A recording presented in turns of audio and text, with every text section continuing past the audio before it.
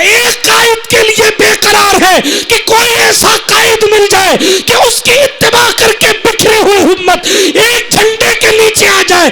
آج شاعر صاحب اور رئیس القلم علامہ ارشد القادری کو یاد کر رہے تھے. کوئی ایسا ہے جو امت کو پھر سے جوڑے, امت پر چلنے والے تیر کو اپنے سینے پہ لے. سرور کہوں کہ مالک و مولا کہوں تجھے, باغ خلیل کا گلے زیبا کہوں تجھے. اللہ رے تیرے جسم منور کی تابشیں, اے جانے جاں میں جانے تجلا کہوں تجھے. حرمہ نصیب ہوں تجھے امید گہ کہوں, جانے مراد کانے تمنا کہوں تجھے. مجرم ہوں اپنے عفو کا ساماں کروں شہا, یعنی شفیع روز جزا کا کہوں تجھے. تیرے تو وصف عیب تناہی سے ہیں بری, حیران ہوں میرے شاہ میں کیا کیا کہوں تجھے. کہہ لے گی سب کچھ ان کے ثنا خاں کی خاموشی, چپ ہو رہا ہوں کہہ کے میں کیا کیا کہوں تجھے. لیکن رضا نے ختم سخن اس پہ کر دیا, خالق کا بندہ خلق کا آقا کہوں تجھے. اللہ رب العزت کا احسان ہے کہ ہم اور آپ اس محفل پاک میں بیٹھے ہیں جو جلسہ دستار بندی کی محفل ہے اور دستار بندی کا جلسہ ہے. ظاہر ہے یہ چندے کا وقت ہے, یہ دعا کا وقت ہے, اب یہ خطاب کا وقت نہیں بچا, لیکن چونکہ حضور معین المشائخ کا حکم ہے اس لیے کچھ باتیں میں آپ کی سماعت کی دہلیز پر رکھ دیتا ہوں. تقریر انشاءاللہ پھر کبھی کروں گا. ایک تقریباً 16-17 سال کے بعد میں جہانگیر گنج حاضر آیا ہوں. آج 17 سال پہلے میں پڑھنے آیا تھا اور 3-4 مہینے یہاں میں نے گزارے ہیں. اللہ ان کی قبر پر نور و انوار کی برکھا برسائے. اسے معمار قوم و ملت حضرت مولانا کوثر نعیمی صاحب کے نام سے جانا جاتا ہے. سبحان اللہ. ان کی شفقتیں, ان کی محبتیں آج بھی یاد آتی ہیں. ان کا سادات سے احترام کے ساتھ بات کرنا اور ہرگز کھڑے نہ رہنے دینا اور نہایت محبت کے ساتھ پیش آنا, ان کا حسن اخلاق, ان کا وہ چمکتا چہرہ, ان کی وہ خوبصورت مسکراہٹ. یقیناً انہوں نے دین کے کام کے لیے اپنی زندگی بلرام پور سے یہاں آ کر وقف فرما دی. جب میں شرح جامی جمع کر کے حضرت مولانا یعقوب صاحب کے پاس سے جا رہا تھا تو حضرت نے فرمایا یہ چندے والا کام اور چندے کا سسٹم برسوں سے حضرت کے پاس ہے. اس وقت وہ رسید بک بانٹ رہے تھے اور رسید بک بانٹتے بانٹتے مجھ سے فرمایا آپ واپس آئیں گے. میں نے کچھ جواب نہیں دیا تھا, لیکن آج تقریباً 17 سال کے بعد میں اپنے پیر کے ساتھ آیا ہوں. ایک الگ فیضان مخدوم سمنانی ہے. تقریباً 17 سال گزر گئے دیکھتے ہی دیکھتے. بہرحال اللہ پاک اس ادارہ جامعہ عربیہ اظہار العلوم کو سلامت رکھے, اس کے اراکین کو سلامت رکھے. حضور معین المشائخ کی دعائیں اور ان کی صدارت و سرپرستی اس ادارے پر بنی رہے, اور جو طلبہ یہاں پڑھتے ہیں اللہ پاک ان سب کو علم نافع مزید عطا فرمائے. اس سے پیشتر آپ نے حضرت علامہ مفتی اسحاق صاحب قبلہ سے ایک خوبصورت پیغامی اور اصلاحی گفتگو آپ نے سماعت فرما لی ہے. آج معاشرے میں برائیاں بکھری ہوئی ہیں, بڑی معذرت کے ساتھ اب تو حال یہ ہے کہ ہماری قوم کو یہ بھی نہیں پتا ہے کہ سبحان اللہ کہاں کہنا ہے اور ماشاءاللہ کہاں کہنا ہے, کون سے مصرے کا استقبال مسکرا کر کرنا ہے اور کون سے مصرے کا استقبال غمگین ہو کر کرنا ہے. اب ہمارے اندر سے وہ شعور ختم ہوتا جا رہا ہے. مائک آپریٹر صاحب اگر جگ رہے ہوں تو یہ تھوڑا سا سادہ کر دو, بالکل سمپل, تاکہ سادی بات کچھ 15-20-25 منٹ آپ کے سامنے کر کے اپنی جگہ لیتا ہوں. برادران ملت اسلامیہ, عرض یہ کر رہا تھا آج معاشرے کا حال عجیب و غریب ہے. جس طرف نگاہ اٹھا کر دیکھتے ہیں حضور علیہ السلام کی سیرت نظر ہی نہیں آتی الا ماشاء اللہ. ہم اور آپ جس دور پرآشوب دور میں جی رہے ہیں اس دور کا حال یہ ہے. ابھی آپ کے سامنے خطیب سابق نے, استاد گرامی نے ایک خوبصورت خاکہ پیش فرمایا. ہماری شادیوں کا یہ حال ہے, ہمارے جلسوں کا یہ حال ہے, ہمارے ایجوکیشن لیول کا سسٹم بالکل گرتا چلا جا رہا ہے. میں کن کن ہنگاموں پر بات کروں اور کن چیزوں کی طرف آپ کی توجہ دلاؤں. حالات یہ ہے جو جوان کل جہاں بانی کی طاقت رکھتا تھا آج وہ IPL اور CCL کے سٹے میں ڈوبا ہوا ہے. ہماری قوم کا وہ جوان جو دنیا کو راہ ہدایت دیکھنے کا کل کام دکھانے کا کل کام کیا کرتا تھا، آج میری قوم کا جوان اور اس کی راتیں اللہ اکبر بجائے خدا کا شکر ادا کرنے کے انٹرنیٹ کی گندگی میں ڈوبتی چلی جا رہی ہیں، ہماری تنہائیاں بدتر سے بدترین ہوتی چلی جا رہی ہیں۔ اللہ اکبر کبیرہ، ہم جب نگاہ اٹھا کر اپنے جوان کو دیکھتے ہیں، ہمارے معاشرے میں جھوٹ جناب والا اتنا عام ہے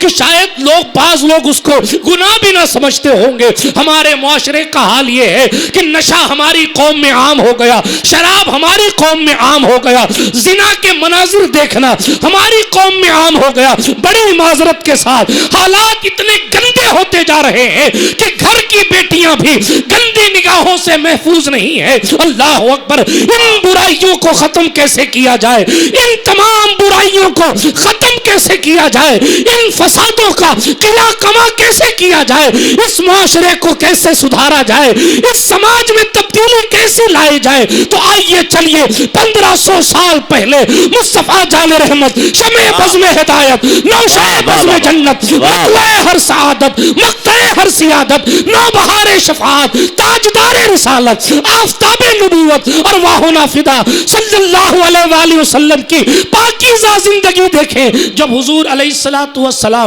دنیا فانی میں تشریف لائے اور مکہ المکرمہ کی زمین پر جس وقت پیغمبر امن صلی اللہ علیہ وآلہ وسلم نے اعلان نبوت فرمایا، اس سے پیشتر حالات کیا تھے مکہ کے، آپ حضرات میلاد کے موقع پر سنتے اور بار بار سنتے کہ اس وقت مکہ کا حال یہ تھا کہ جاہلیت عام تھی، اسی لیے اس دور کو دور جاہلیت کہا جاتا ہے۔ اس حال میں اس وقت مکے کا یہ حال تھا، لوگ ننگے ہو کر خانہ کعبہ کا طواف کرتے تھے۔ اگر بچے نہ سوتے ہوں، آج کی مائیں یوٹیوب سنا کر سلاتی ہیں، اس وقت کی مائیں شراب کے گھونٹ پلاتی تھی تاکہ بچہ سو جائے۔ اللہ اکبر کبیرہ، حالات اتنے پراگندہ تھے کہ سوتیلی ماؤں سے لوگ نکاح کرنے تیار ہوتے تھے۔ اللہ اکبر، بچوں کا جھگڑا قوموں اور خاندانوں کا جھگڑا بن جاتا تھا۔ حالات اتنے کشیدہ تھے، میں ایک ایک چیز پر کیا بات کروں، لیکن بچیوں کو زندہ دفن کیا جاتا تھا، بچیوں کو منحوس سمجھا جاتا تھا، بیواؤں کو منحوس سمجھا جاتا تھا۔ حالات یہ تھے کہ اگر کسی کا شوہر انتقال کر جائے تو 1 سال بھر تک کے لیے اس کو ایک کمرے میں بند کر دیا جاتا تھا، اور 1 سال بھر کے بعد اس کو کمرے سے نکالا جاتا، اور پھر اس کے سر پر اونٹ کی مینگنیاں رکھی جاتی، اونٹ کی لیٹرین رکھی جاتی، اونٹ کی گندگی رکھی جاتی، اونٹ کی نجاست رکھی جاتی، اور پھر کہا جاتا اپنے سر پر رکھ کے ہر گھر کے سامنے یہ گندگی گراتی ہوئی چلی جا، تاکہ پورا معاشرہ جانے، تاکہ پوری سوسائٹی جانے، تاکہ پوری قوم جانے کہ تو ابھاگن ہے، تو اپنے شوہر کو کھا گئی ہے، تو منحوس ہے۔ اللہ اکبر، یہ کلچر تھا اس وقت عرب کے اور عرب کا، یہ کلچر تھا اس وقت مکے کا۔ مگر کیا کیا حضور نے؟ اب توجہ رکھیے گا، میرے جوان بھی توجہ رکھیں، بات کرنے کے لیے پوری زندگی پڑی ہے، مگر میری باتیں سننے کے لیے آپ کے پاس شاید چند منٹ باقی ہیں، اس لیے توجہ فرمائیے۔ عرض یہ کر رہا تھا، حضور علیہ السلام نے اس پورے معاشرے کا نقشہ پلٹ دیا۔ کیا کیا؟ جو لوگ بچیوں کو زندہ دفن کرتے تھے، وہ لوگ بچیوں کو جنت کا ٹکٹ سمجھنے لگے۔ جن لوگوں کا حال یہ تھا، وہ بیواؤں کو منحوس سمجھتے تھے۔ حضور نے سیدہ خدیجہ سے نکاح کیا فرمایا؟ اب بیوہ سے نکاح کرنا ہمارے رسول کی سنت بن گئی۔ اللہ اکبر، جو بچوں کے جھگڑوں کو خاندانوں کا جھگڑا بنا لیتے تھے، ان لوگوں نے آپس میں محبت سے رہنا شروع کر دیا۔ جناب، عرب کی وہ قوم جسے ڈھنگ سے اونٹ چرانا نہیں آتا تھا، وہ ایران کے بادشاہ بن گئے۔ کیا؟ وہ لوگ جن کو زندگی جینے کا اسلوب نہیں پتا تھا، وہ ایران کے کسرا کی جگہ مصطفیٰ جان رحمت علیہ السلام کی تعلیمات کو سن کر اس پر عمل کر کے ایران کو انہوں نے اپنا بنا لیا، اور کسرا کے محل پر اپنا جھنڈا گاڑ دیا۔ جہانگیر گنج والوں، آخر وہ کیا طاقت تھی، وہ کون سی چیز تھی کہ حضور نے اس قوم کو جہاں بانی کا اصول سکھایا؟ سبحان اللہ۔ وہ 2 چیزیں تھیں، یوں تو بہت ساری چیزیں تھیں، لیکن 2 چیزیں، ایک قرآن کی پاکیزہ تعلیم اور دوسری حضور علیہ الصلاۃ والسلام کی خوبصورت تربیت. سبحان اللہ سبحان اللہ. قرآن سکھا کر شراب پینے والی قوم کو پانی کے ہر قطرے پر الحمدللہ کہنے والا حضور نے بنایا. واہ واہ واہ سبحان اللہ. جس قوم کو اونٹ چرانا نہیں آتا تھا، میں نہیں کہتا، علماء جانتے ہیں، حضرت عمر ابن خطاب نے جب مسجد اقصی کو فتح کیا تھا تو اس وقت روتے تھے. لوگوں نے کہا تھا امیر المومنین کیوں روتے ہیں؟ فرمایا تھا میں خطاب کا بیٹا ہوں، یہاں چند اونٹ لے کے کھڑا تھا اور ایک اونٹ کو آگے کرتا تو دوسرا پیچھے چلا جاتا، دوسرے کو آگے کرتا تو چوتھا پیچھے چلا جاتا. میری حیثیت تو یہ تھی کہ میں چند اونٹ ایک لائن میں کھڑا نہیں کر پاتا تھا، مگر آج یہ ہے اسلامی لشکر ہزاروں افراد کے ساتھ میرے ساتھ موجود ہے اور ہم مسجد اقصی پر عیسائیت سے اسلام، عیسائیت سے چھین کر مسجد اقصی کو اسلام کا جھنڈا مسجد اقصی پر لگا چکے ہیں. یہ عمر کی ذاتی طاقت نہیں ہے، یہ آمنہ کے لال کی تربیت کا نتیجہ. واہ واہ واہ واہ کی محمد سے وفا تو نے. سبحان اللہ سبحان اللہ. یہ جہاں چیز ہے کیا لوح قلم تیرے ہیں. لیکن توجہ کے ساتھ سنیے، آپ میرا کام سنانا ہے، مانے نہ مانے آپ کا کام. قوت فکر و عمل پہلے فنا ہوتی ہے، پھر کسی قوم کی شوکت پہ زوال آتا. معاف کیجئے گا بڑی معذرت کے ساتھ. ابھی احسان شاکر صاحب رونے والا شعر پڑھ رہے تھے اور ہمارے کچھ جوان ایسے اچھل رہے تھے جیسے ان کے ولیمے کا کارڈ آ گیا. معذرت کے ساتھ یہ وہ غم ہے. او بھائی بیٹھ جاؤ بیٹھ جاؤ، جاؤ وہیں بیٹھ جاؤ، باتیں مت کرو. محفل رسول کو محفل رسول رہنے دو. واہ واہ واہ واہ. توجہ ہے آپ کی، سنیے. ہمارا شعور ختم ہو گیا، ہماری کنڈیشن یہ ہو گئی کہ قاضی صاحب نکاح پڑھائے نا، اس کی تیاری دولہا کرتا ہے اور اس کے دوست اس کو سمجھاتے ہیں بیٹا قاضی کلمہ پڑھائے گا نا تو کلمہ یاد کر لے، اور رٹایا جاتا ہے باقاعدہ کہ کلمہ پڑھ لا الہ الا اللہ، کلمہ پڑھ لا الہ. یہ ہے ہماری جوانوں کی حالت. اس کو کلمہ نہیں آتا اور پورے قاضی صاحب جو پورا سسٹم سناتے ہیں، ہاں یہ نکاح پڑھا رہا ہوں، ان کا یہ قاضی ہیں، میں قاضی ہوں، یہ وکیل ہیں، یہ گواہ ہیں. اس غریب کو کچھ پتہ نہیں چلتا الا ماشاء اللہ. اس کو خالی اس کے دوست سمجھا کے بیٹا جیسے ہی قاضی صاحب چپ ہوں تجھے کہنا قبول ہے، اتنا ہی جانتا ہے. کل 18 سال کا جوان محمد بن قاسم تھا، ہائے ہائے ہائے. آج 18 سال کا جوان اپنی نگاہوں کو میلا کر رہا. کیا آپ کو نہیں معلوم؟ صوفیہ فرماتے ہیں گناہ کفر کے قاصد ہوتے ہیں. گناہ کفر کی طرف لے کر جاتے ہیں. کیوں؟ اس لیے کہ بعض اوقات حضرت علامہ مفتی احمد یار خان صاحب نعیمی نے جو لکھا اس کا نچوڑ پیش کر رہا ہوں.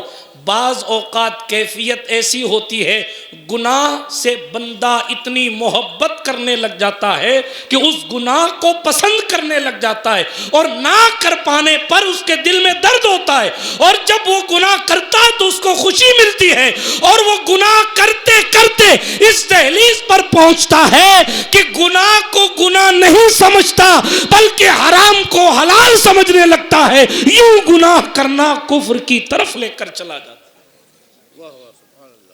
اور ہم گناہ کو گناہ سمجھتے ہی نہیں الا بعض. جلسوں کو نہ جلسہ سمجھتے ہیں، پیر کو نہ پیر سمجھتے ہیں. اب تو مرید پیر کو مشورہ دیتا ہے. شریعت مطہرہ اور طریقت کے معاملات مرید بتانے لگ گئے. میں کن کن ہنگاموں پر بات کروں، وقت نہیں ہے میرے پاس گفتگو کرنے کے لیے، اس لیے کہ یہ وقت نہیں ہے تقریر کا. اے رضا ہر کام کا ایک وقت ہے، اس لیے صرف اتنا عرض کرتا ہوں وہ کون سی چیز تھی جس کے ذریعے حضور نے پوری امت کا نقشہ تبدیل کیا، جس کے ذریعے حضور نے 1.25 لاکھ قائد پیدا فرمائے۔ آج یہاں ہم ایک قائد کے لیے بے قرار ہیں کہ کوئی ایسا قائد مل جائے کہ اس کی اتباع کر کے بکھرے ہوئے امت ایک جھنڈے کے نیچے آ جائے۔ آج شاعر صاحب اور رئیس القلم علامہ ارشد القادری کو یاد کر رہے تھے، کوئی ایسا ہے جو امت کو پھر سے جوڑے، امت پر چلنے والے تیر کو اپنے سینے پہ لے۔ مگر حضور نے اپنی قوم کو اتنا ایجوکیشن دیا تھا کہ اعلان والا شان ہوا، اصحاب النجوم بأیہم اقتدیتم اہتدیتم، میرے سارے صحابہ یہ سارے کے سارے قائد ہیں، تم جس کی قیادت میں چلو گے ہدایت پا جاؤ۔ سبحان اللہ، نعرہ تکبیر، نعرہ رسالت، جلسے دستار فضیلت، جامعہ عربیہ اظہار العلوم، جانشین مخدوم سمنا، حضور صاحب سجادہ، اپنے مقدر پر ناز کرو کہ اس جہانگیر گنج میں آج اشرف جہانگیر کا جانشین آیا ہے۔ بڑی نسبتوں کے آپ حامل ہیں، لیکن جن کی نسبت جتنی بڑی ہوتی ہے اس کے تقاضے بھی اتنے بڑے ہوتے ہیں۔ ہاں، ہم اور آپ ایسے ہی مٹر گشتی میں زندگی گزاریں